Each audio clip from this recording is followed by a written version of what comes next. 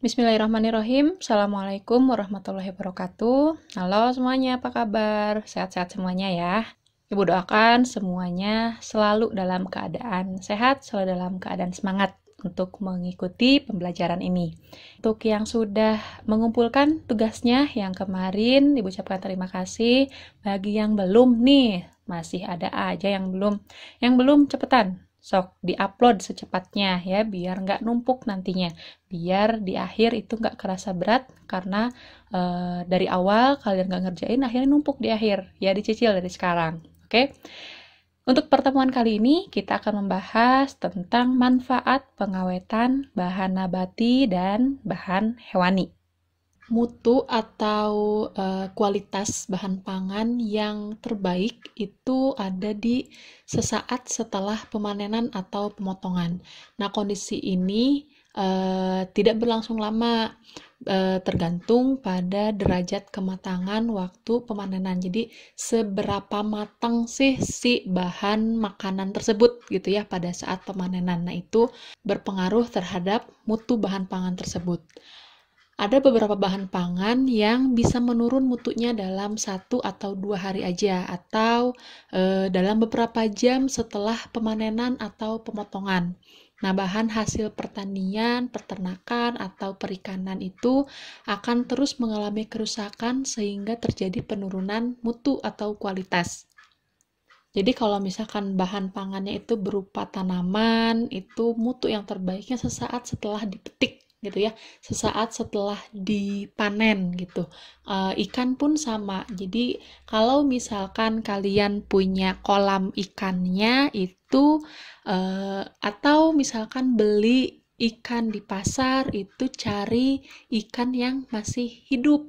Jadi ikannya masih segar, itu mempunyai kualitas yang baik.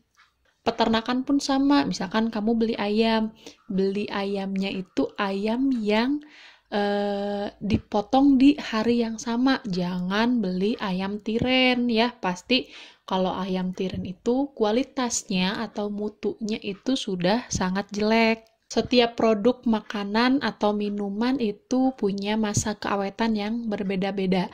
Atau biasanya kalau makanan atau minuman kemasan itu tercantum pada kemasannya ada expired date ya, atau masa tanggal kedaluarsa gitu ya. Tanggal tersebut itu menunjukkan bahwa jika sudah melewati batas waktu yang ditentukan, itu kualitasnya akan menurun, tidak lagi baik, jadi tidak layak untuk dikonsumsi gitu. Untuk kerusakan bahan pangan ini tergantung pada jenis bahan pangannya apa. Ada yang berlangsung secara lambat, contohnya seperti biji-bijian atau kacang-kacangan, atau bisa juga berlangsung secara sangat cepat, misalnya susu, ikan, daging. Nah, itu kan bahan-bahan yang cepat banget rusaknya gitu ya, cepat basi gitu ya. Nah, sayuran yang dihasilkan oleh petani itu jika tidak dilakukan pengolahan, sayuran itu cuman awet beberapa hari aja. Contohnya seperti bayam atau kangkung itu hanya bisa disimpan 1 sampai 2 hari saja. Kemarin kan di pertemuan minggu kemarin kalian sudah melakukan suatu penelitian kecil-kecilan ya terhadap salah satu bahan makanan yaitu roti. Jadi kalian membandingkan antara roti yang disimpan di suhu ruang dan juga yang disimpan di lemari pendingin atau kulkas gitu ya. Tentu itu kedua perlakuan tadi memiliki hasil yang berbeda ya, antara roti yang disimpan di suhu ruang dengan roti yang disimpan di lemari pendingin. Nah, kenapa sih seperti itu gitu ya? Bahan pangan itu umumnya tersusun atas air, protein, karbohidrat, lemak, vitamin, dan juga serat dan mineral. Kerusakan-kerusakan yang terjadi itu bisa dibedakan menjadi 3. Yang pertama itu kerusakan fisik. Kerusakan fisik itu meliputi sifat organoleptik, contohnya apa? Seperti warna, tekstur, aroma, dan juga bentuk gitu ya. Kalau misalkan seperti roti itu setelah kalian diamkan selama 7 hari, dilihat ada perubahan warna nggak, ada perubahan tekstur, aroma, dan juga bentuk nggak gitu ya. Kalau ada perubahan-perubahan tersebut, itu contoh dari kerusakan fisik. Yang kedua itu kerusakan biologis. Kerusakan biologis itu meliputi reaksi metabolisme pada bahan atau enzim-enzim yang terdapat di dalamnya. Untuk yang ketiga itu ada kerusakan kimiawi.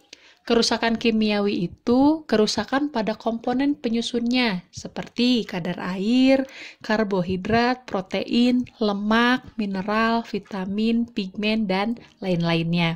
Nah, kesemua kerusakan ini sangat berpengaruh terhadap mutu atau kualitas bahan suatu produk dan juga keamanan pangan. Jadi kalau misalkan ada makanan, minuman, bahan pangan yang mengalami kerusakan-kerusakan tadi, itu sebaiknya jangan dikonsumsi karena tidak aman untuk dikonsumsi gitu ya, tidak aman untuk tubuh kita. Untuk menjaga kualitas bahan pangan dan juga produknya, bahan pangan itu perlu dilakukan pengolahan dan juga pengawetan ya untuk menjaga kualitasnya. Proses pengawetan itu apa sih? Proses pengawetan itu suatu cara untuk menjadikan hasil peternakan dan juga pertanian yang awalnya bersifat mudah rusak, ya cepat basi, itu bisa menjadi produk makanan atau minuman yang lebih awet lagi, yang bisa disimpan dalam jangka waktu yang lebih lama.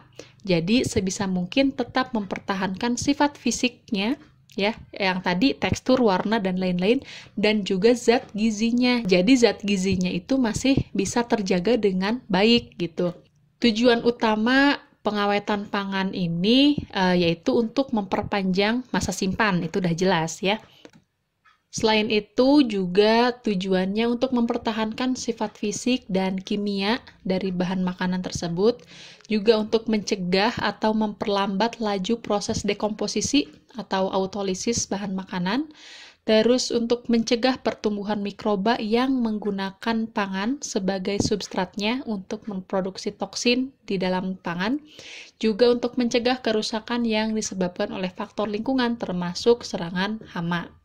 Nah, dengan kemajuan ilmu dan juga teknologi pangan, itu banyak banget jenis makanan yang bisa dibuat lebih awet. Jadi lebih menarik juga nih penampilannya.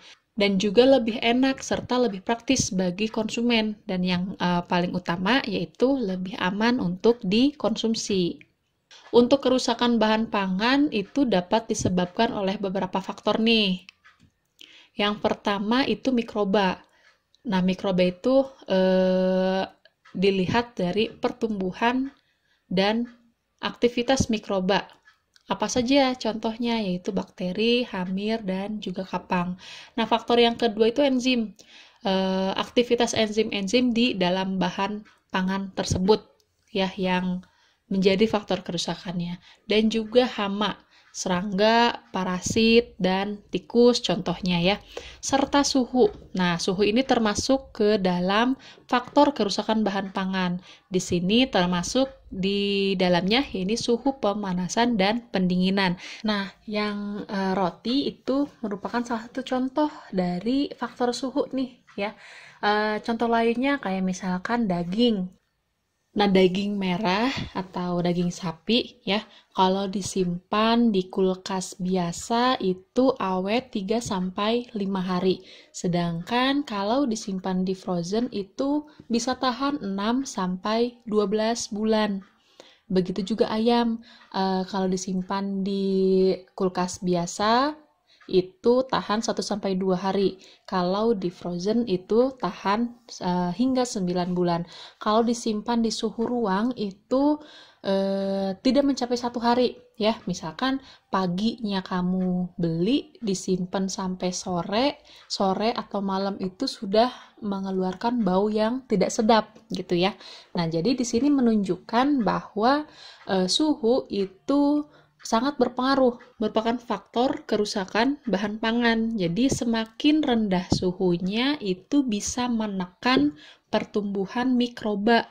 Jadi si bahan makanan tersebut tidak mudah rusak. Selain itu ada faktor lain nih, seperti air, udara, dan juga oksigen. Mikroba penyebab kebusukan atau kerusakan bahan pangan itu bisa ditemukan di mana saja, baik itu di tanah, air, udara, di atas kulit, atau di bulu ternak nih, dan bisa juga di dalam usus ya.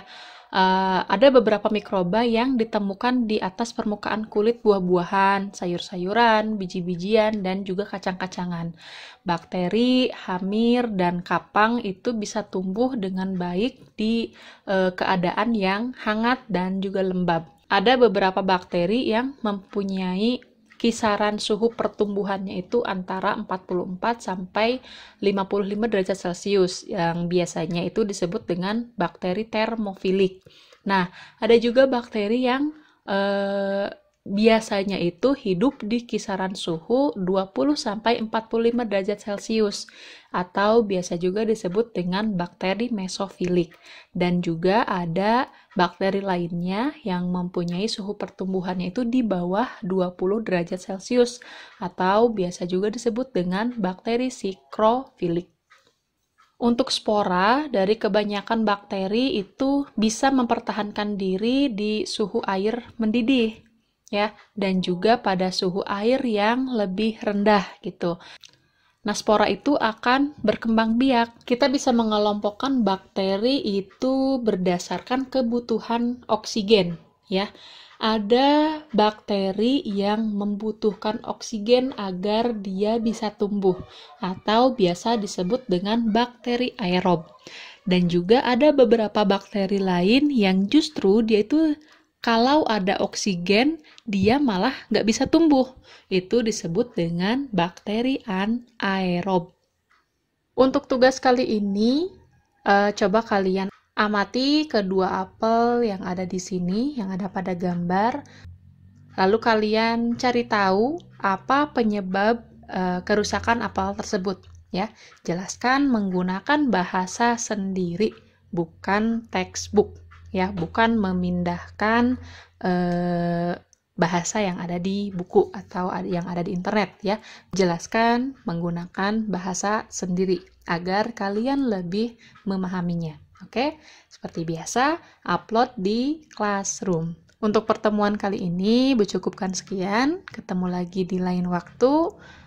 Selalu jaga kesehatan, jaga protokol kesehatan, selalu terapkan hidup sehat dan juga 3M. Wassalamualaikum warahmatullahi wabarakatuh.